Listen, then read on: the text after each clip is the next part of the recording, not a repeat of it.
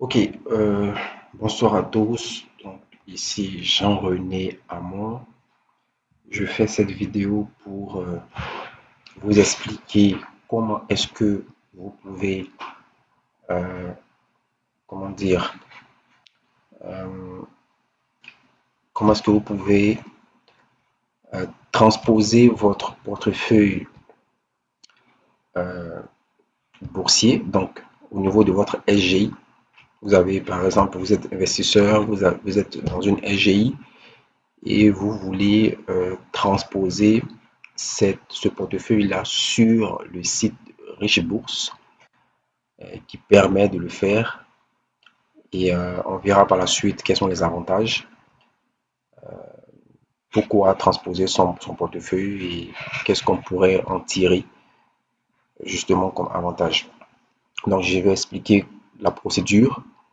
On va le faire avec deux SGI, donc la SGI Bridge Securities et la SGI AGI. Bon, moi j'ai déjà chargé mon compte de la SGI AGI dessus, donc je n'aurai plus à le faire. Donc on va juste voir un peu les différences entre Bridge Securities et AGI. Mais je pense que la procédure est la même pour toutes les SGI. Donc bien entendu, il faut pouvoir déjà créer un compte, avoir un compte sur le site de Richebourse. Je vais désactiver la caméra qui n'est pas nécessaire. Bref, je n'arrive pas à désactiver la caméra. Ok, on va y aller comme ça. Donc, vous avez au niveau du site de Richebourse la présentation. Donc, la partie portefeuille virtuel et la présentation. Donc, on va vous expliquer. Voilà, permet de répliquer votre portefeuille réel afin d'avoir une meilleure analyse. Voilà, tout est dit ici. Voilà. Il est réparti en trois grandes sections, espèces et titres, analyse du portefeuille, autres données du portefeuille. Donc, je vous laisse lire pour comprendre un peu plus.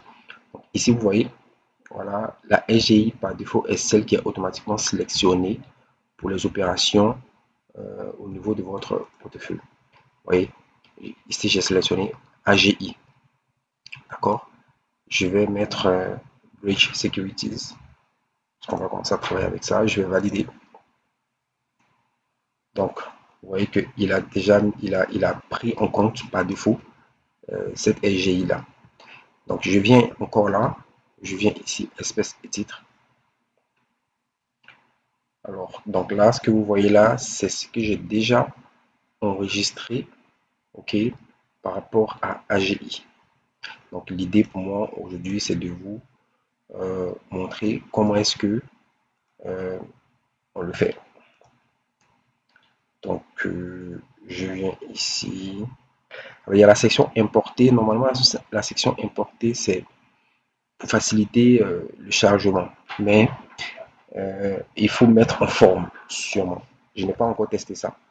On va aller sur la manière manuelle. Plus, c'est un peu plus contraignant. Mais bon, je vais vous montre et après, on pourra peut-être faire une autre vidéo quand je vais maîtriser pour l'import du fichier. Donc là, vous voyez, il y a l'espèce. Donc, qu'est-ce que vous faites en fait? Vous devez venir au niveau de votre compte, ok, et ici, cliquez sur relever espèce, d'accord, charger. Ah bon, c'est pour ça que c'est fastidieux parce qu'il faut charger depuis la création du compte ou si vous voulez avoir les informations selon une certaine période, donc par exemple, disons 2024, vous allez charger les informations depuis le début de l'année 2024 jusqu'à jusqu'à la fin de l'année 2024. Ou si vous voulez avoir des informations vraiment réelles depuis la création de votre compte, vous mettez euh, la date correspondante. Donc, ce compte-là, il a été créé euh, juste en 2024, donc en juin. Donc, on a validé. Donc, quand on valide, ça nous donne le relevé espèce. Après, vous allez faire également la même chose pour pour les titres. Donc, vous allez faire générer les avis d'opérer. Les avis d'opérer, ce sont, euh, on va dire, l'enregistrement des, des transactions boursières même. Quelles sont les actions que vous avez achetées au fur et à mesure, qu'est-ce que vous avez vendu et tout ça. Avec le montant, les taxes et frais. C'est très important de les avoir. Ok, une fois qu'on a ça, ici vous voyez chez Bridge Securities, euh, on a ces deux fichiers là qu'on va utiliser. Alors au niveau des AGI, qu'est-ce que ça donne? Pour AGI, c'est beaucoup plus simple parce que ici, relevé chronologique des opérations, quand vous cliquez, ça va vous sortir ça, un peu comme sur Bridge Securities, mais là c'est beaucoup plus global. Donc je prends depuis janvier, je prends, ok, 1er janvier, tac, 1er janvier, et jusqu'à maintenant. Vous voyez, tout ça là, c'est tout. C'est vraiment dépôt, achat, euh, ça c'est ça, par exemple ça, c'est les taxes sur plus-value. Ça c'est le commission de conservation. Vraiment, il y a tout en une fois. Et ce qui est beaucoup plus intéressant, c'est que vous pouvez, avec ce bouton là, charger la version Excel. Donc, quand vous chargez la version Excel, le travail devient beaucoup plus simple. Donc, ça charge comme ça. Donc, vous avez ça, tac, tac, et vous n'avez simplement qu'à sélectionner ce que vous voulez entrer comme données. Donc, on revient sur notre site. Donc là, par exemple, vous voyez dans la partie espèces, c'est tous les dépôts d'argent, les retraits d'argent que j'ai fait. Donc, je prends euh, ce fichier-là, pas ça, voilà, celui-là. Donc, je vais juste travailler avec les dépôts espèces. D'accord? Donc, je vais enregistrer tous les dépôts, c'est-à-dire les crédits. Donc, quand je viens ici, je vais prendre le 12, par exemple, le 12 juin. C'est la première fois que j'ai fait le dépôt dans ce compte-là. Donc, je clique là simplement. Je peux sélectionner comme ça si je veux, ou bien je fais le coller. Parce que j'ai copié ici. Je copié ici, je viens, je colle tout simplement. Je fais le type d'opération, c'est dépôt. Et je ne touche pas à société parce que voilà, les sociétés ne sont pas concernées. Ça, c'est que pour les dividendes. C'est bien écrit ici pour les dividendes, veuillez préciser la société. Donc, si vous recevez des dividendes, en ce moment-là, vous allez mettre quelle est la société qui vous a donné des dividendes pour enregistrer l'entrée d'argent. Mais là, c'est un dépôt que j'ai fait. Donc, je vais juste prendre le 99 900. Comme ça, je copie. Je le mets ici et je m'arrange à ce qu'il n'y ait pas d'espace. Et si je veux mettre un commentaire, je peux le mettre. Donc, je peux mettre par exemple dépôt espèce au logo Aya K si je veux et je fais entrer. Quand je fais entrer sa charge, on te dit que l'opération a été réalisée avec succès. Ici, par exemple, ça vient s'ajouter à, à ce que j'avais avant. Donc, je peux juste sélectionner la SGI qui est concernée. Voilà, pour voir exactement qu'est-ce qu'il y a qu'est-ce qu'on a comme liquidité. Je continue le travail. Donc, ce que je vais faire, c'est que je vais mettre sur pause, je vais finir tous les dépôts et après, on va faire les ventes, etc. etc. Alors, j'ai fini d'enregistrer mes dépôts. Maintenant, ce que je vais faire, puisque je n'ai pas de retrait, je n'ai pas encore fait de retrait sur ce compte-là. Sinon, j'allais pouvoir également enregistrer les retraits. Mais ce que j'ai plutôt, c'est dividendes. Donc, je vais également enregistrer les dividendes. Quasiment les dividendes ici. Donc, tout simplement, je prends, comme j'ai dit, cette date-là. Je viens ici, je la colle. Je fais dividendes, société Vivo. J'ai eu seulement 2280. Je prends 2280. Je mets change l'espace. Je peux préciser si je veux encaissement. Ici. Voilà, je valide. Je continue mon opération. Taxe commission. OK.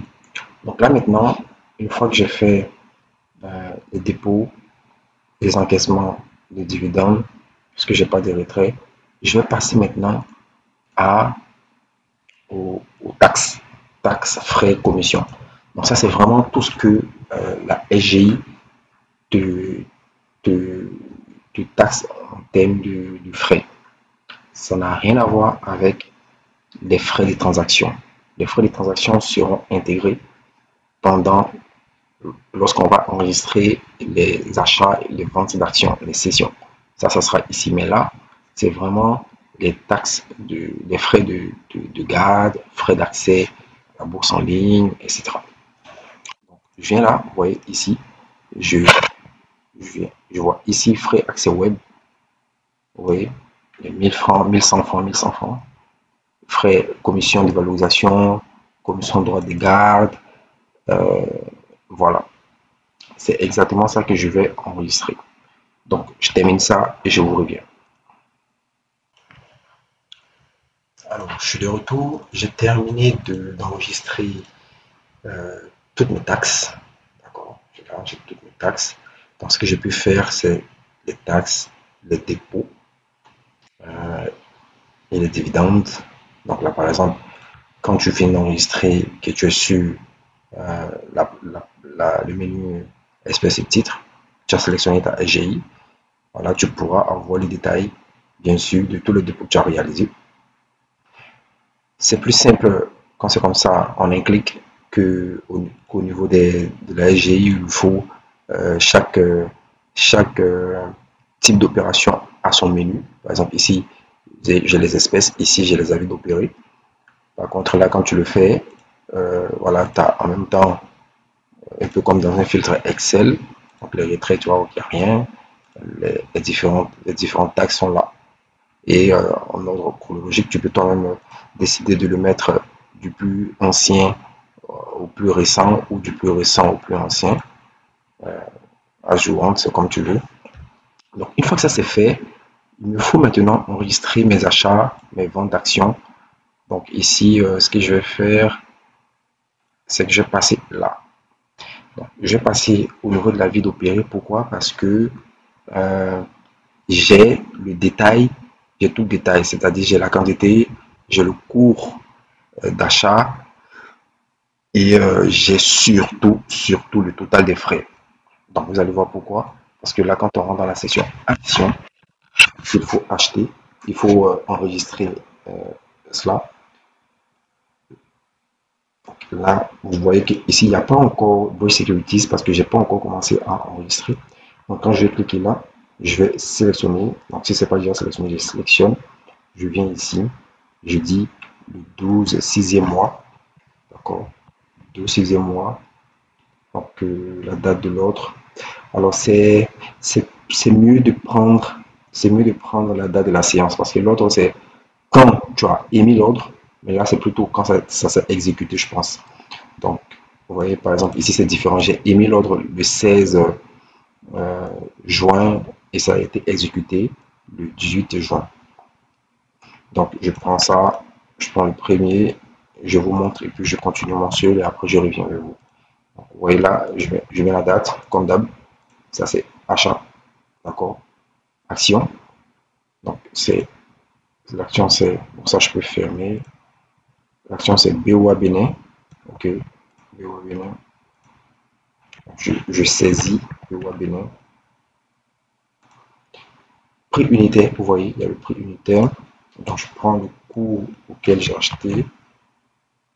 D'accord. J'enlève l'espace. La quantité c'est 10. D'accord. C'est 10 ici. Et commission de courtage, ouais. Je prends le total au niveau de bridge. Je prends le total 796. Je mets là. Ceux qui sont sur AGI, qui ont généré ce tableau-là, c'est simple. Ils peuvent, s'ils veulent, créer ici, euh, ils peuvent créer dans le fichier Excel, tout simplement, une colonne où ils vont mettre la somme les taxes là. Voilà. Et comme ça, ils vont juste copier ce qui est là. Ils vont juste copier, par exemple, A ici. Et ils vont mettre, par exemple, ici, coller. Voilà. Enfin, ils auront le truc là, ils vont copier-coller. Donc, bon, quand je reviens, je m'assure, voilà, 796. Je viens là, je peux mettre le commentaire si je veux pour donner plus de détails ou pas. Voilà, je suis pas obligé. Donc, je valide. Je valide, c'est enregistré. Et je continue, toujours dans Action. D'accord. Vous voyez, là maintenant, le Securities est sorti. Donc là, je vois que voilà, j'ai acheté 10 actions de BOA Bénin le 12 juin. Voilà. Donc, je vais continuer ce travail-là et vous revenir plus tard. Alors, je tiens à faire une précision très importante. J'ai été confronté à un problème et j'ai trouvé la solution. Donc, il est important de noter, lorsque vous faites vos enregistrements, par exemple, si vous avez cette fiche que vous êtes en train d'enregistrer les achats et les ventes d'actions, je vous suggère d'enregistrer à la fois achat et vente suivant la chronologie. Qu'est-ce que ça signifie? Vous voyez ici le 12 juin, j'ai acheté. Jusqu'à tout le mois de juin, j'ai acheté, je n'ai pas vendu. Donc, je vais enregistrer que les achats, POA Bénin, etc. Mais avant le 19, 9e mois, avant l'achat que j'ai fait au niveau des citables, j'ai eu à vendre en août. Donc, je ne vais pas enregistrer d'abord celui-là. Quand je finis d'enregistrer ces deux, je passe au mois chronologique suivant, c'est-à-dire août. Donc, au niveau de la vente, je vais enregistrer la vente. Une fois que j'ai enregistré la vente, je vois que après août, c'est décembre. Donc, je veux voir qu'au niveau des achats, il y a eu une activité d'achat en septembre. Donc, je ne vais pas enregistrer décembre par la suite au niveau des ventes, mais je vais suivre la chronologie des opérations. Voilà, c'est le thème. Il faut suivre la chronologie des opérations, que ce soit en achat ou en vente. Il ne faut pas enregistrer tous les achats après, parce que souvent il peut arriver que le système voit que au niveau des fonds, il n'y a pas suffisamment d'argent pour pouvoir enchaîner tous ces achats-là. Parce que il est calqué vraiment sur le réel, quoi, en fonction des dépôts que vous avez faits et des opérations qui ont été réalisées. Il va retirer ces montants-là, il va retirer les montants d'achat dans la liquidité disponible. Donc, en temps, dans le réel, vous avez fait une vente. Et cette vente-là, par exemple, vous a permis de pouvoir faire d'autres achats. Donc, il faut calquer réellement ce qui s'est passé.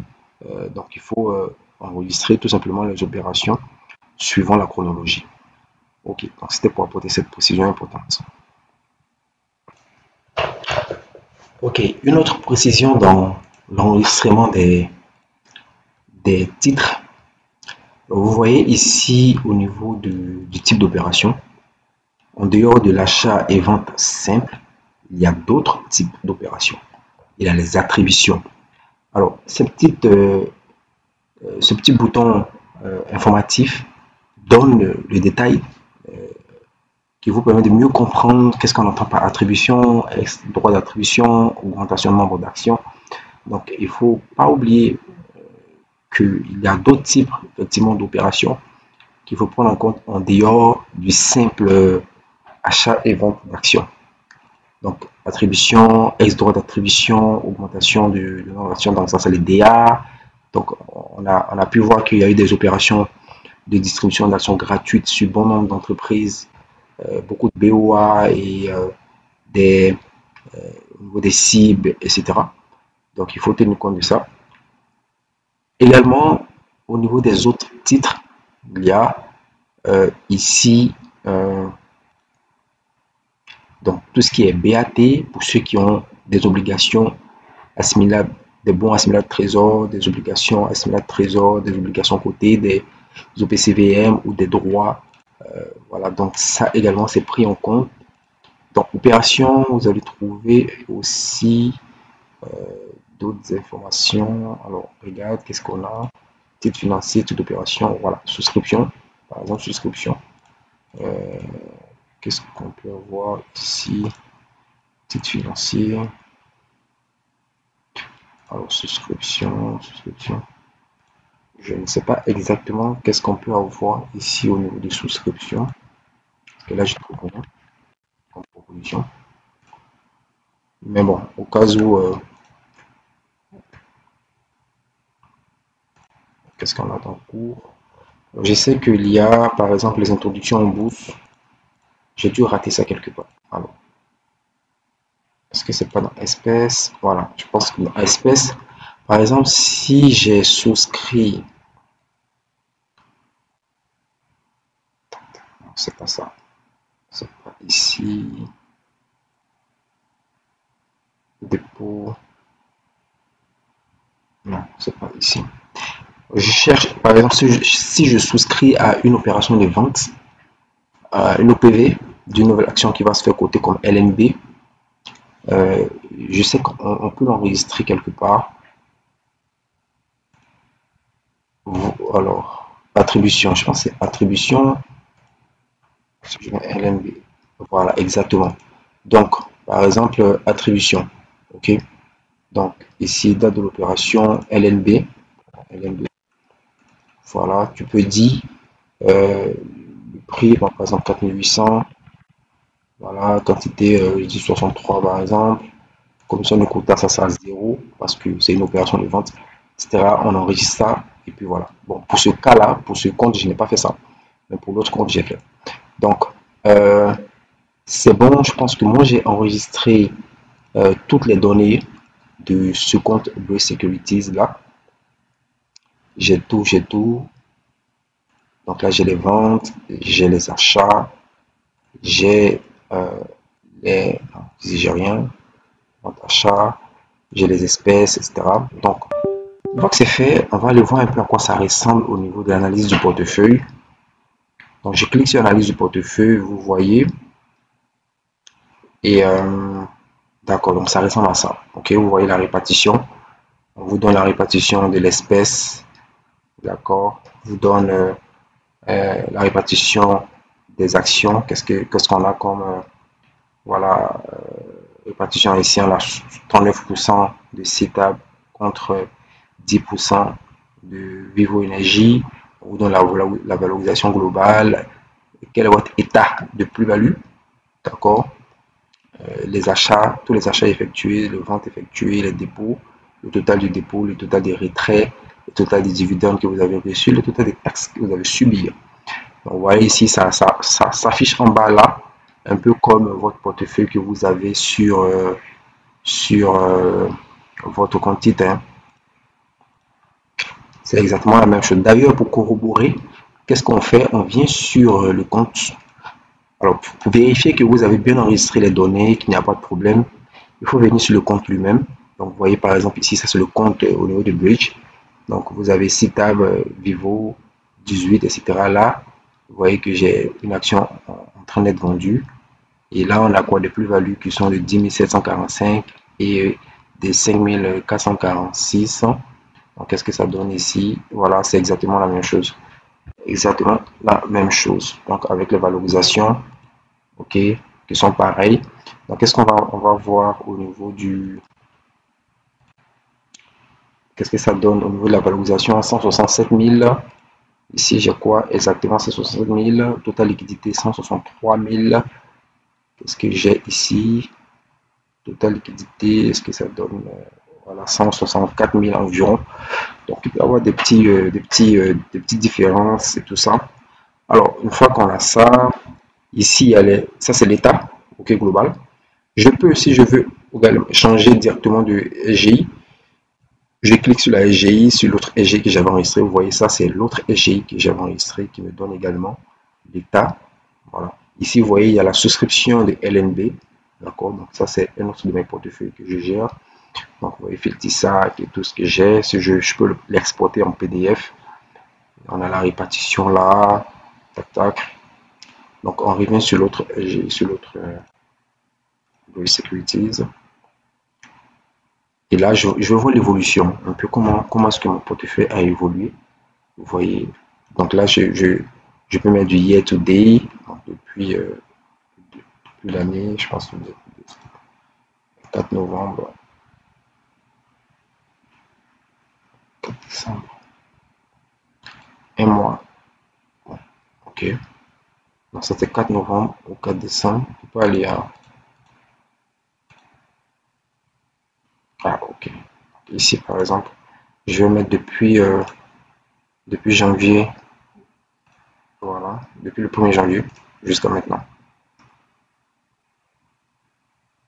Qu'est-ce que ça charge? Voilà, j'ai tout. Donc, il te donne l'évolution, donc évolution des plus-values du portefeuille des actions depuis le 1er janvier jusqu'à donc c'est toute l'année. Vous voyez, donc là c'est raide, il n'y a rien du tout parce que j'avais pas commencé. Donc en juin ça a commencé. Voilà, on commence avec une petite tête de tout ça et après ça remonte. Au fur et à mesure, tu suis que ta plus-value augmente, ça monte, etc. Et là, ça diminue parce que je suis en train de tout vendre dans ce portefeuille-là. La rentabilité, bien sûr, ce qui nous intéresse. Après, vous pouvez mettre par les périodes qui vous intéressent. Okay. La rentabilité. Donc ici, on a la méthode de calcul de rentabilité qui s'appelle le tri-paiement. C'est une méthode, comme j'ai dit, dans un groupe de partage, c'est une méthode conventionnelle de calcul de rentabilité. Je pense que quasiment tous les gestionnaires, tous les investisseurs sont unanimes que c'est la meilleure méthode parce que ça prend en compte le temps. Ça prend en compte le temps de placement dans le calcul. Parce que quand on parle de performance, c'est surtout le temps. Parce qu'une personne qui atteint 20% de rentabilité en une année et une personne qui atteint 20% de rentabilité en 6 mois, c'est pas la même chose. Donc la performance diffère en ce moment-là. Donc cette méthode de calcul prend en compte surtout le temps, la période. Donc ici, vous voyez, ce graphique-là, il compare la BFM Composite qui est là, voilà, qui est de 27,86% à la performance du portefeuille. Donc le portefeuille qui a fait 20,79%. Donc la BVM Composite a chicoté ce portefeuille qui a fait seulement 20%. Alors ici je vois 21%, c'est curieux. Ici c'est correct, mais ici c'est un peu. Je pense pas que ça soit correct ici. Rentabilité du portefeuille du 16 au. Ok, donc il prend juste en compte le 16, d'accord. C'est logique. Il prend juste en compte du 16 parce que c'était depuis la création du portefeuille qui a été plutôt le 12 6e mois. Donc du 12 6e mois au 5 décembre, la BFM a fait 21%. Voilà, donc c'est pour ça, je pense que c'est très bien parce que ça compare, ça fait la comparaison à juste temps. Parce qu'on ne va pas comparer un portefeuille qui est né en juin à la BFM, à un indice composite qui a commencé depuis le début de l'année, quoi. Donc ici, tu as la comparaison par rapport à une période juste. Ici, tu as le truc global, quoi. Voilà. Donc BFM Composite avec dividende, c'est 35%. Voilà, ça aussi, c'est très important de le savoir. On peut comparer également vos portefeuilles comme ça.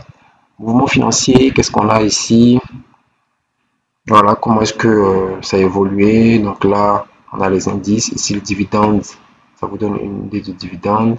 Ça, c'est les plus-values réalisées totalement. Donc, j'ai réalisé seulement quoi, 22 500 de plus-value. Bon, c'est pas un portefeuille qui a été vraiment actif, il faut le dire.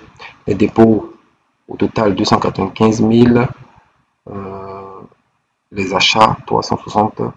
Les ventes, 236. Commission de courtage, on est à 7000. Et les taxes, voilà. Là, on peut voir qu'on a vraiment des taxes qui sont en train de talonner même les plus-values réalisées.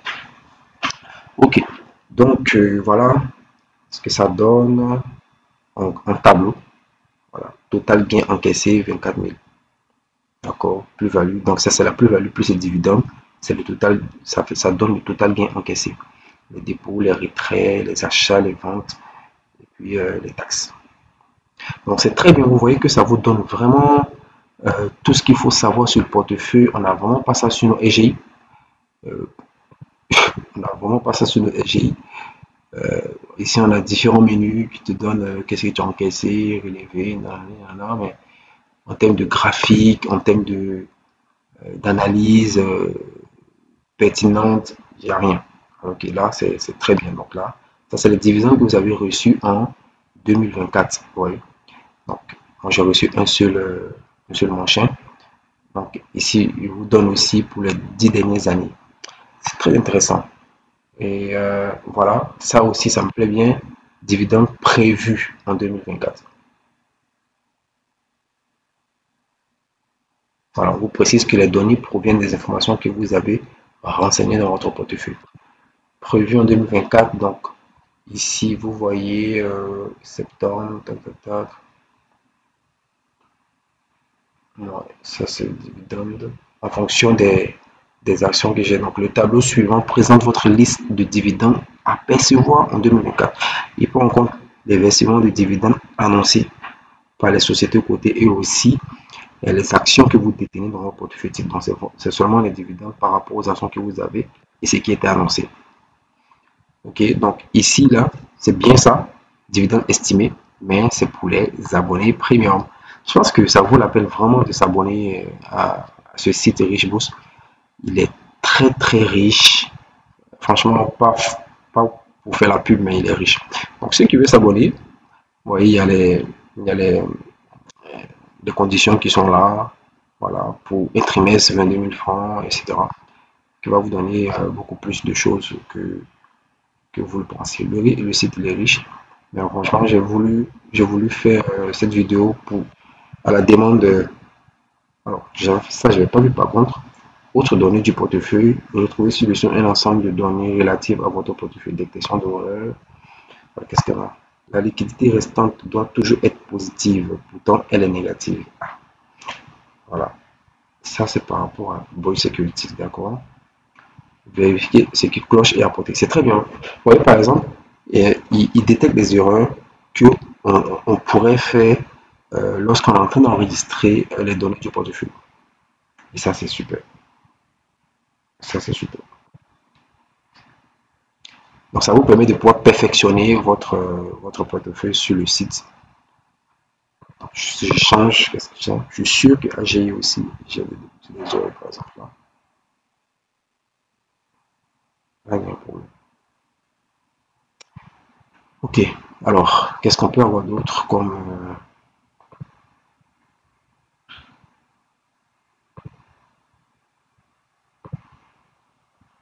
bilan annuel du portefeuille? Très intéressant. Ok, voilà, donc j'ai dit la méthode de taux de rentabilité interne. Donc ça, on a vu.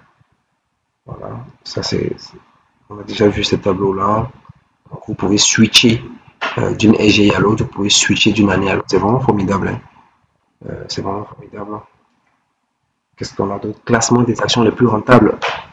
Oh là là, c'est magnifique. Vous voyez, on peut faire un classement des actions qui ont été plus rentables pour vous dans votre portefeuille au cours de l'année. Et moi, c'est citable. C'est vraiment magnifique. Franchement, je pense que les LGI ont de quoi s'inspirer de ça. Donc, sur notre portefeuille, on a Filtissa qui est plus rentable, on a BWA Côte d'Ivoire qui est plus rentable, on a BCC avec les rentabilités qui sont là. Et on a aussi les moins rentables. Par contre, ça, c'est une erreur. Hein. Je pense que soit le site a mal intégré ou j'ai mal enregistré quelque chose. Mais ça, ça ne marche pas parce que c'est pas encore coté. Par contre, ça, je suis d'accord. Voilà. Ok. Je retourne sur Bridge. Qu'est-ce qu'on a d'autre? Franchement, bon, je suis content de ce que je vois. Rentabilité individuelle des actions. Qu'est-ce que ça signifie? Actions. Ah, ok. Bon, je peux taper. Je peux taper. C'est tableau. Excusez-moi. Ok. Alors, qu'est-ce qu'on a? Rentabilité, valorisation plus total vente plus total dividende moins total achat. 74. Cette action vous fait actuellement gagner la somme de 14. Waouh. Vente, achat. En fait, c'est vraiment pointu en termes de détails.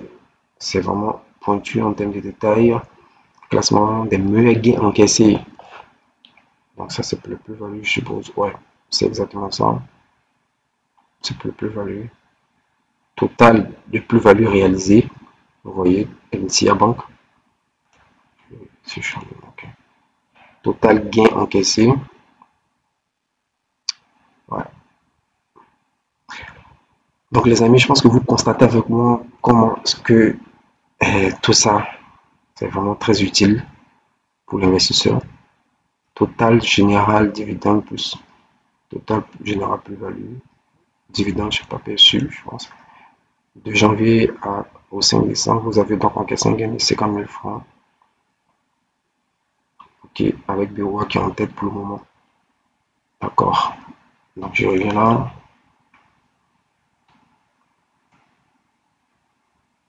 Ok, encaissé par au titre financier, je crois que j'ai pas ça. Répartition des dividendes reçus par action, qu'est-ce que ça donne? Au niveau des Blue Securities, voilà. En fait, si j'avais reçu plusieurs dividendes de plusieurs entreprises, ça serait plus intéressant. Mais là, je n'ai pas. C'est un portefeuille qui n'a pas été très, très actif cette année. Donc, je reviens.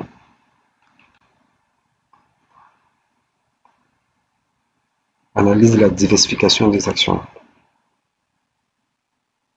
Industrie, ok, action, CMP, poids dans le portefeuille, poids du secteur, ok, dans le portefeuille. Pays et tout ça, ouais, ça c'est très bien. Ça c'est très bien, ça c'est très bien. Alors, analyse de la diversification, évolution de la valorisation globale. Donc ça c'est ok, ok. Donc ça c'est pour voir grosso modo dans le temps comment est-ce que ton portefeuille évolue en termes de valorisation. Oui. Ouais, ok. On a quoi encore? Évolution de la rentabilité. Ça peut être intéressant. Évolution de la rentabilité. Ok, ok. Donc là, ça te donne par rapport, ça te fait une comparaison avec la BFM Composite. Vous voyez la BFM Composite qui est en vert. Donc, grosso modo, tu peux voir à quel moment est-ce que tu as fait un pic de rentabilité, quoi. Le portefeuille, vous voyez ici, on est à 107%. Ici, on est à 93, pendant que la BFM était avec dividende, sans dividende, en tout cas, les positions. Ok. Qu'est-ce qu'on a en dernier? Alors, moi, je parcours très vite pour que vous puissiez juste vous rendre compte un peu de ce qu'on peut avoir comme outil. Après, vous pouvez approfondir si vous voulez. Le calcul se fera sur la base des informations que vous avez enregistrées. Alors, qu'est-ce que ça donne pour annuel? Quels sont vos frais réels de conservation? Bon, ok. Je pense que je suis déjà à plus de 30 minutes. Je pense que je vais arrêter là. Donc, les amis, j'ai tenu à faire ça pour vous aider euh, à mieux comprendre selon la demande générale des membres du groupe Bearing Share. C'est un plaisir. On pourra en débattre dans le groupe. Si vous avez des questions, pour me les poser. Sinon, moi, franchement, je vous recommande cet outil-là. Ça peut être fatigant, certes, de l'enregistrer, mais par contre, vous voyez, ici, on peut importer. On peut importer les informations. Je pense, je ne l'ai pas essayé, je pense que pour importer, il faut respecter le format de ce tableau-là. Vous voyez, c'est-à-dire vous allez mettre une colonne pour le nombre, vous allez mettre le dièse là, vous allez mettre les numéros, vous allez mettre dans la première colonne, vous allez mettre SGI, vous allez donner le nom de la SGI dans chaque ligne, vous allez mettre euh, le type d'opération, donc si c'est dépôt, vous mettez dépôt, dépôt, dépôt, dépôt, dépôt, vous mettez une colonne société, vous mettez les tirets, débit-crédit, vous mettez le montant, les dates, vous les mettez, les commentaires si vous voulez. Mais il faut qu'il y ait exactement le même format pour que le logiciel puisse facilement l'intégrer. Donc, je pense qu'il faudra faire ça pour chaque type d'opération pour que ça marche. Je ne l'ai pas essayé, je ne vais pas le faire tout de suite, peut-être une prochaine fois. Mais voilà, sachez aussi que vous pouvez exporter ces données-là. Bon, alors on va essayer d'exporter pour voir ce que ça donne. Tac, tac, tac. Si je prends, qu'est-ce que l'export donne?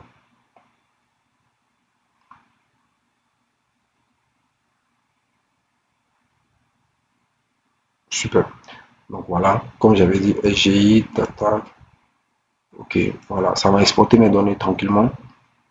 Si je veux, je peux travailler avec. Voilà.